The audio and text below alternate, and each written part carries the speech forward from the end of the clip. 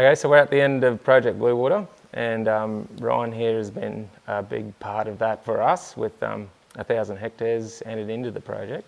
We're here today to talk about what the sustained change is going to be moving forward. So even though the project's coming to an end in another 2 months, what changes did Ryan make over the end of it to that he'll continue to do? So what did you listen to, and what did you find useful, and what's going to keep on?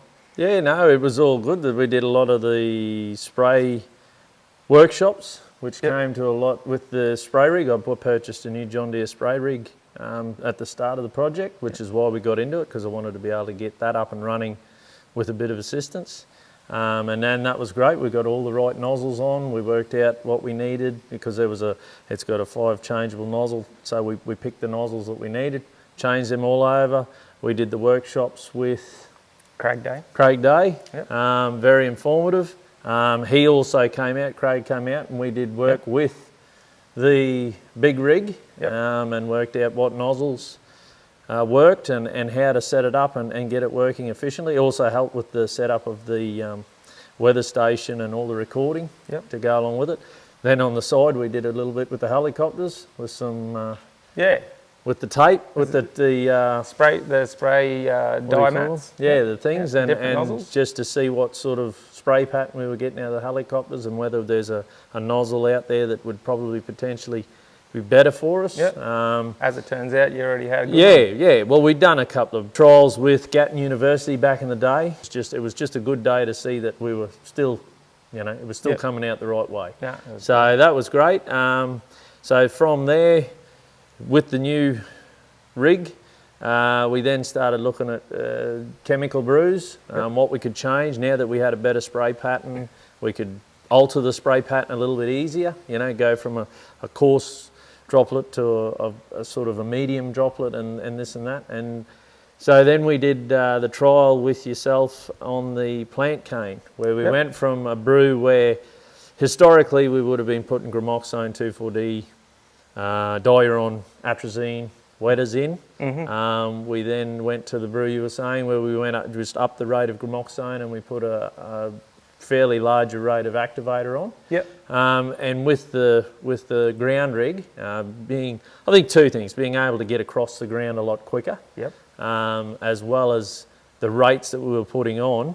We covered it very well, and we got a really good kill. It was surprisingly, I had neighbours, I had mates, and that all come over, and they couldn't believe that just came from gramoxone. Just straight. So that's Paraquat 360 using the labelled rate of wetter. So up to that 250 mils per 100 litres of water, instead of in years gone by, we'd only be putting 100 to 150, but putting the extra wetter in and getting the better result with application methods, and focusing on a knockdown at that point. It spiked to 3 leaf, and we're not really looking for a residual at that point of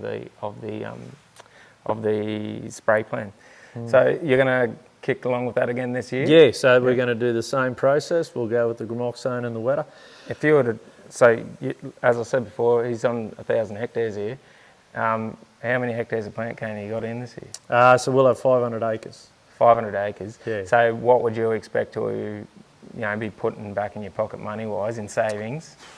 Like if you were to hazard a guess on what it was costing you an acre before, or a hectare? Oh, definitely. You'd be looking, I reckon you'd be saving upwards of $35 a hectare, at least. I reckon even probably more. As I said, I'm probably talking through me out there. I haven't sat down and done the figures on it just yet. We're back into the planning again now, and getting that sort of. But it works. With that first water, hit it with that. It was easy. Logistically it was easy. And now that they've changed the stomp, that was another change, where the stomp was always, we'd put it on with the helicopter. You had to water the cane, and then you had to have stomp on while the hills were still wet. So we were running around with the helicopters trying to put stomp, this mongrel yellow rubbish that stains everything, bar the bloody atmosphere. And, we've gone now to be unable to spray the plant the first time after water. Let it sit until we think it's right, then we'll water it the second, we'll spray the stomp on and then we water it in. And so that's been brilliant. With your stomp or your pendimethalin, that's now your biggest your biggest soldier against your wild sorghums and those hard to kill grasses that Yeah. are coming up in through your cane. Yeah, and we've purchased a few farms, and they've got a few weeds on there, and to get them under control, it's the only way you can do it. Yep. Oh, very So- good. Well, anyway, for the last couple of years, it's been a pleasure to have you, and thank you for being part of Project Bluewater. No worries. Thanks, mate.